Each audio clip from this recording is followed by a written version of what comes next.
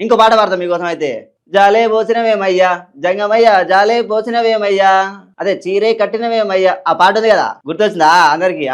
మన మంగక్క. ఈ మధ్యలో చాలా వింటున్నాం మంగళక్క గురించి, మీరు కూడా వినే ఉంటారు చాలా మంది. మైక్రో ఫైనాన్స్ కంపెనీ పేరు మీద 1000 కోట్లు మోసం చేసిందని అంటున్నారు. అది ఎంతవరకు నిజమో తెలుసుకుందాం.